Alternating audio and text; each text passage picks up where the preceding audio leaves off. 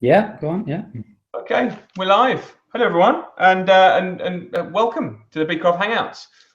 Here we are. Robbie and I have just literally got on this second, so apologies if we're starting a little bit late, but just wanted to say hello. And Robbie, how's things? Obviously, we haven't really had a chance to have a chat. You all right?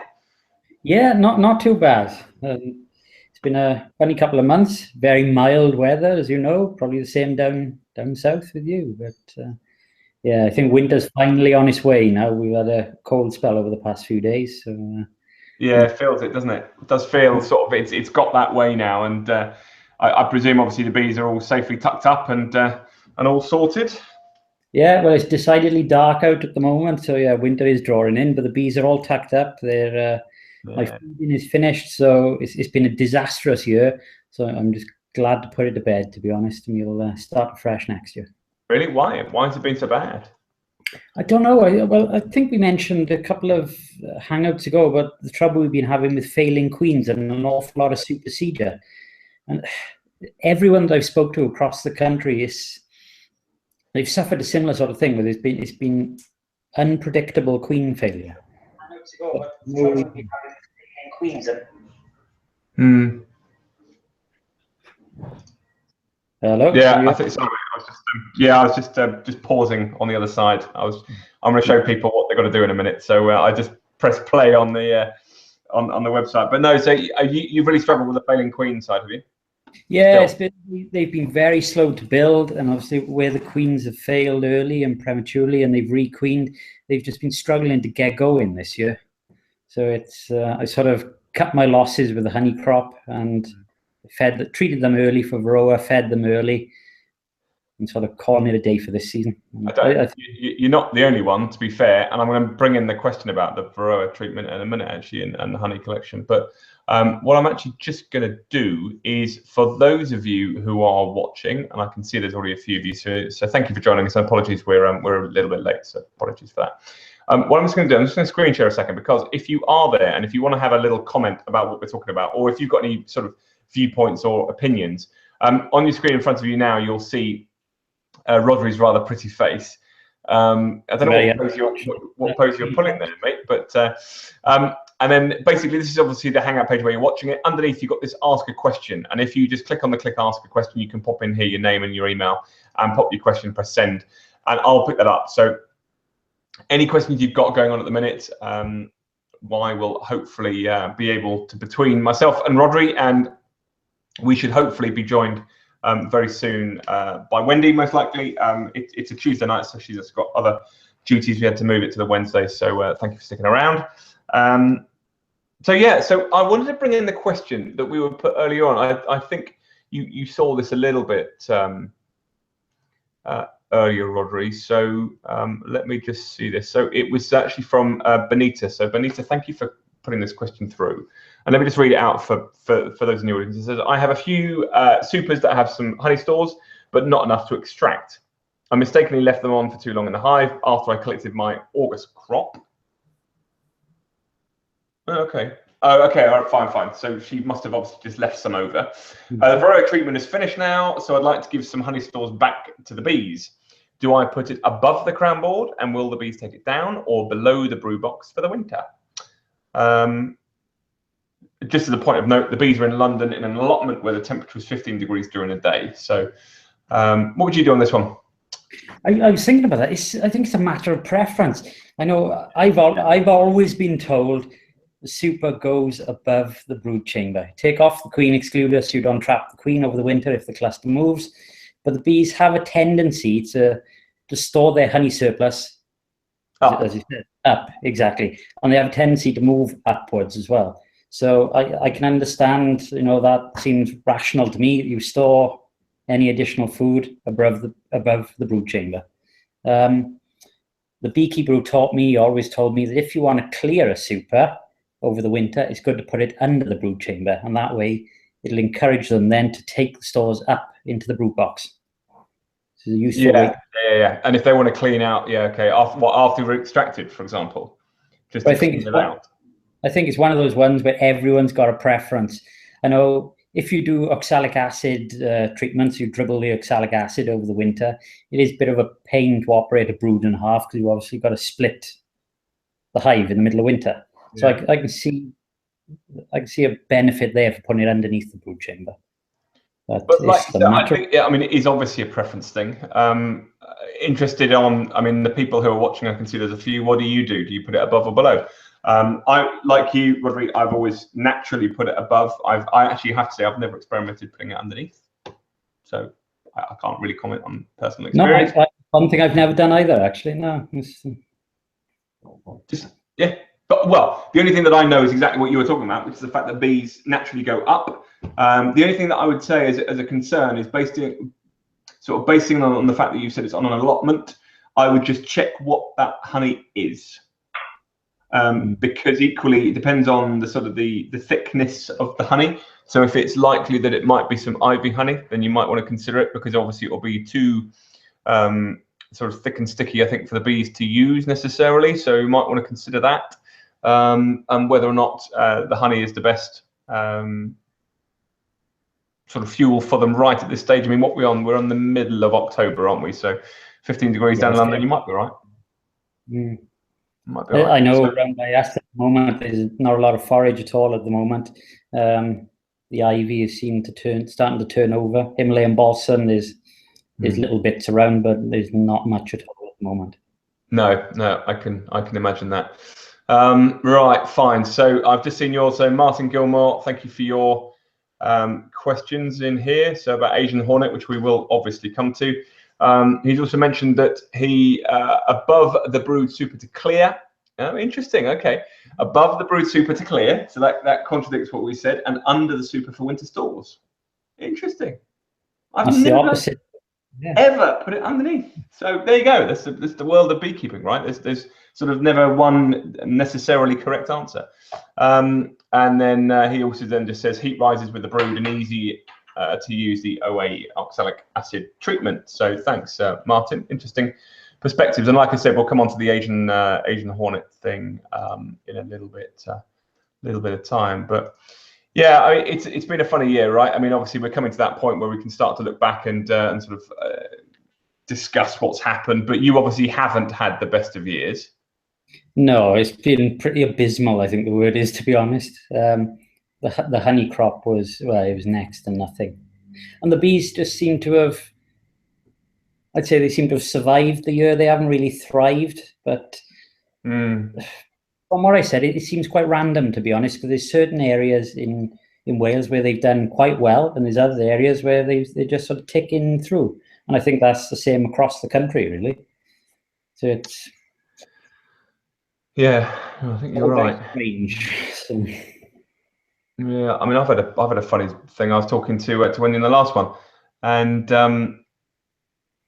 I went to a hive. Sorry, I'm just looking at an Asian Hornet's nest just to bring up a picture in a minute. I was talking to Wendy in the last hangout, and I just said that I went back to some hives which the farmer where I had some of my hives decided to not let me back on, which caused a bit of a problem. So I had to abandon the hives, and I was allowed back on the other day and went to sort it all out. And funnily enough, I saw a load of sort of bees flying on a hive which I thought had been abandoned. And I then realised that actually I'd caught a swarm. So I was thinking, oh, quit's in. This is all right. And they've been flying great guns. I just haven't wanted to get back into them. So I will do. The best kind of swarm, the one you don't have to catch anyway. They're the ones I like there. I think it's a real bonus. Absolutely wonderful. All right, so Asian Hornet, what are your thoughts on this one then, Rodri? Yeah, what a month it's been, crikey. I think it adds to an already disastrous year, to be honest. Obviously, when was the first sighting? I think that was back in September, and we've had the MBU release the second sighting about a week or two ago, I think. So yeah, concerning to say the least. Well, to be fair, I think wasn't that always going to be the case? Which was, you know, they might have found the nest, but that was only the start, I think. I'm just going to bring up, this is in fact the nest. Let me just enlarge this out so everybody can see it. No doubt anybody who's watching will have seen this previously, but let's just, because I think what we've got to cater for on these shows is the fact that we get the experienced beekeepers, but equally we get beekeepers who perhaps aren't necessarily familiar. So we probably want to just reflect on it in a minute and just go back a step. But I'm just sharing the screen now of the hornet's nest. So actually that was the one which was found out sort of Somerset way. It's a beast, isn't it? Beast of a. Yeah, they're pretty impressive. From what I read, they can be really substantial sized nests. It's incredible. I honestly, of all the things, I mean, I'm just showing a couple of them now. I mean, this one is the one which I think is quite interesting, and it's a shame it's not massive, but you can really see the sort of the layering inside it. Let me just enlarge that. I just find that a fantastic structure. But yeah, I didn't even. I assumed they were small nests, but obviously they're not at all.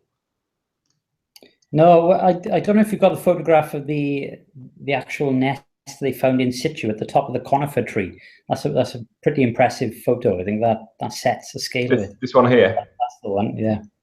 Yeah, it's pretty impressive, isn't it? I mean, do you know how they spotted it or how they found it?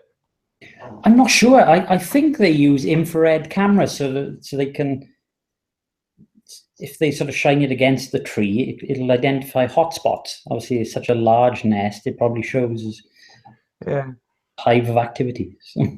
Well, literally, yeah, excuse the pun. Literally, yeah. But even so, I mean, you think of how many trees there are. I'd love to, I mean, it's a shame, actually, just so you're aware, we, Wendy had actually been in contact with the bee inspector who found it, and Martin, I think his name was, and we were hoping to sort of get him on, but sadly we haven't been able to get him onto this. But because I'd love to hear a little bit more, because I mean it's a random tree, so there must have been sort of like a real bit of detective work going into to source all of that. So it's fascinating. I can imagine it's been an incredibly difficult task to do, because if you've got a series of hives where you've got 1 or 2 Asian hornets and you're trying to trace the nest, God, that must be a mammoth feat. Oh, I can't. Yeah, as you say, I can't even imagine what it's like. But just for sort of ease, I just want to bring this up because I think there has been a lot of scaremongering going on and so on and so forth, which is always going to happen, and sort of people panicking about whether they've got Asian hornets or not. But I mean, there's quite a clear difference between them. I mean, I presume haven't seen any dead or alive. I presume, Rodri? Oh, never. No. I'd be quite interested to see one, actually. I'd like to see one in the flesh. But from what I know, they are smaller than our native European hornets. Yeah. I think the workers are about sort of 20-25 mil in size, and they've got yellow tips to their legs rather than a darker brown or black. Which you can see, I think, quite clearly on this. So the yellow tips here, but I mean, the most stark example and stark difference is the coloration on the abdomen. I have to say, actually, this is a lot duller than the ones that I've seen, this is a very pronounced on the fourth. I can't remember the term, but the fourth rung down on the abdomen is a very, very sharp orange color against a very sort of dark brown, whereas ours is obviously more sort of traditional yellowy colors. So I think there's a very big differentiator between them. So I think that's quite an important distinction to make. But as you say, yeah, the queens are a lot bigger than their workers. So we'll see. I mean, the concern, from what I understand about it, is the fact that the workers will die out, but the queen will stay, and then obviously. Yes, I think their active time, I think they're quite similar to wasps. It's sort of March, April to November sort of time. So obviously the queens will be going into hibernation, as you said. The workers will die off naturally. So absolutely.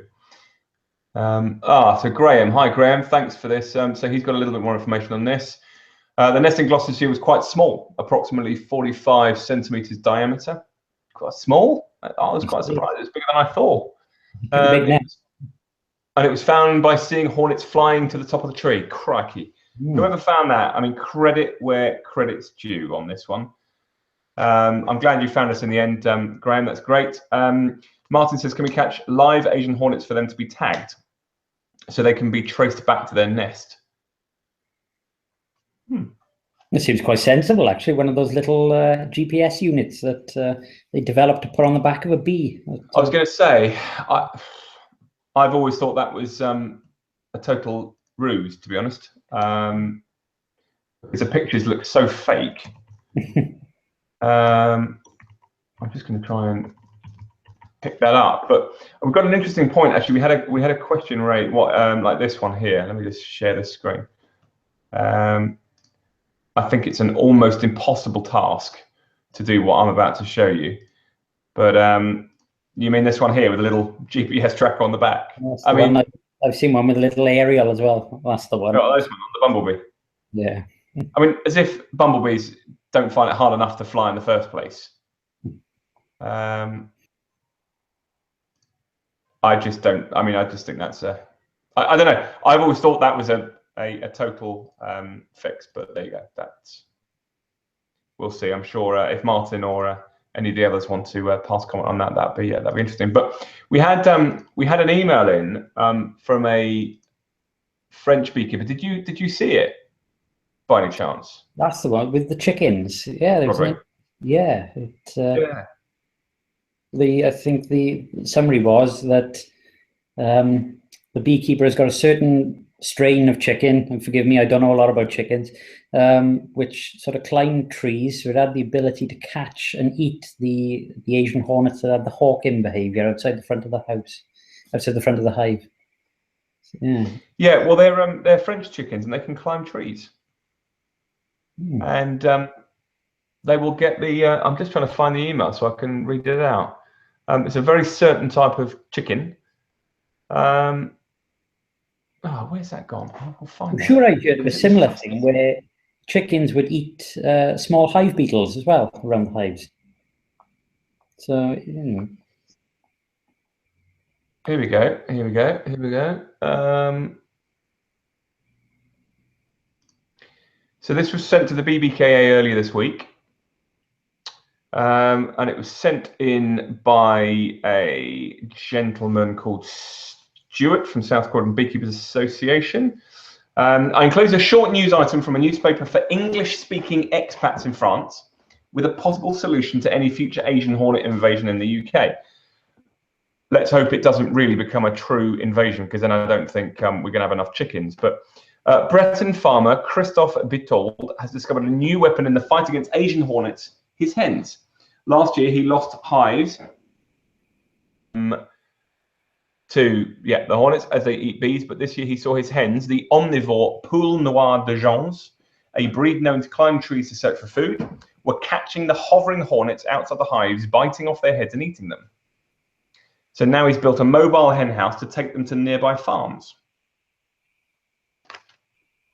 Never heard anything like it. I know, I don't quite know what to say to it. It seems, well, if they do eat the hornets, it seems like a good idea. Yeah, but come on, let's be honest. We're never going to have enough hens to fight off the hornets if they become that prevalent, and just a little bit, especially a little bit skeptical on that. But sorry, say that again. Especially tree climbing ones. Very rare breed. I can't even. I find it hard enough to convince my wife to have normal hens, let alone tree climbing ones. Don't think it'll ever happen. I think as they say. Graham, sorry, go on. He's tried tagging the hornets with feathers, but that didn't help. Okay, interesting.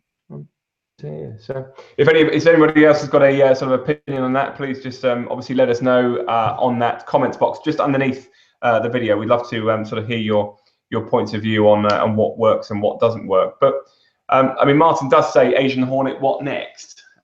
I mean, by what next in the sense of what next as in if it takes over, or what next as in can be worse than that? Yeah, I think we've said it many times before. We're quite lucky in this country. We've got the National Bee Unit, and they're very proactive. So, you know, they're constantly on the lookout for these threats, whether it's small hive beetle, Asian hornet.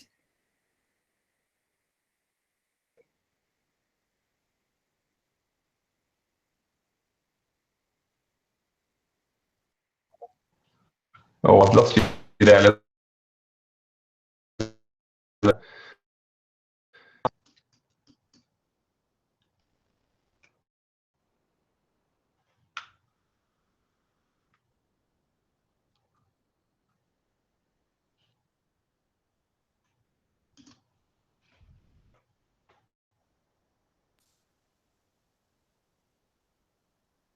you still there?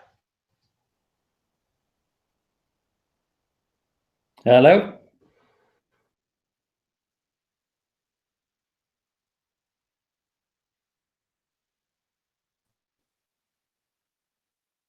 Hello, mate. Sorry, problem my end.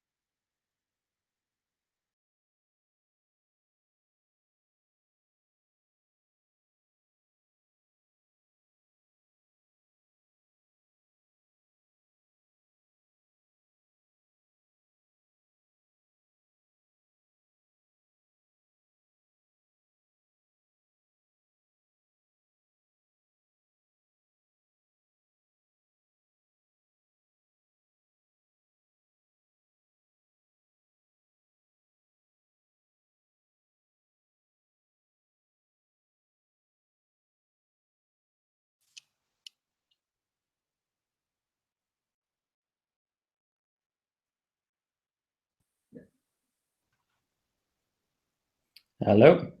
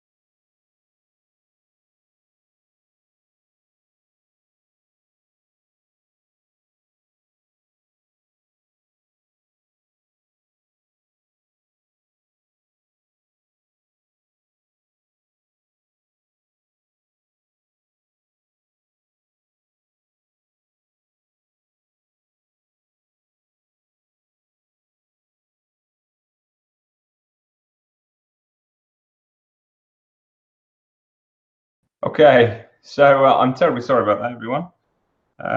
It seems as if my connection was very bad, and I seem to have jumped off. So I do apologise for that. And I think in the meantime, sadly, we lost Rodri as well, because obviously I was sticking around. So well, those things. But look, I just want to say really, thank you very much for joining me. I don't want to talk to you on my own, because it's not really fair. But just thank you for Martin and Ben. I can't remember her name at the start. So Graham, Martin, and Burnett at the start, for all of your sort of questions and thoughts. Interesting what you said, actually, Martin, about the French also swat their hornet to catch them and then spray them with insecticide to release it and go back to the nest. I think that's quite an interesting point. that you raise there to kill all the others. So yeah. So aside from using French hens that climb trees. I think we're back now. Sorry, I don't know what happened then. Yeah, you're back. Hello, mate. Hello, mate. I was actually just finishing off. I was saying I can't talk to you on my own. But have you had any advice on how to protect hives from Asian Hornet? Because I'm not sure I have. I've only been told to look out for it and how to report. Have you heard of anything?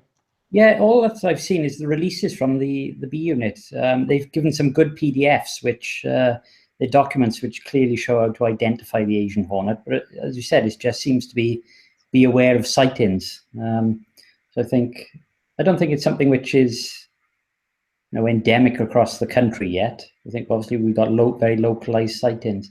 I've read on a couple of the forums, people have got Asian Hornet traps in development, and they recommend different types of bait. So that could be something to look at, but I don't think we're quite there yet.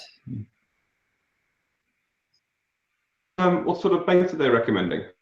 Well, one of them was a dark beer and pulverized fish. That's what I read. So I think obviously I suppose it's the yeastiness in the beer, and the fish is the protein as well. And I think you can change the bait at different times of year as well to suit their diet requirements. Interesting. I'd never thought that, but I suppose it's a nice excuse to open a nice beer. Yeah, exactly. You give a little bit to the Asian Hornet and then a bit for yourself. Yeah, it's a win-win, isn't it? All right. Well, look. I mean, I'm just very conscious that the quality on this now. I'm afraid I have to say I think my computer is giving up the ghost. It seems to really struggle with doing 2 things or 3 things at once. So I actually think it's an issue on my side, because I've been jumping around because of all the questions coming in. But for those of you who are still here, thank you for obviously staying with us, and to Martin, and the 2 others, as I was saying earlier on, thank you for passing your comments. It's very much appreciated. And Rodri, we're back on next month, and I will have sorted this lot out, and we'll speak then. Yeah, and hopefully we'll have some more news about these sightings. We can give a little bit more information and yeah, get it all out there. Yeah, get it all out. Absolutely. Cool. All right, thank you for joining me, Rodri. Thank you for everybody else, and we'll catch up soon. So I'll stop the broadcast now. Yes. Bye.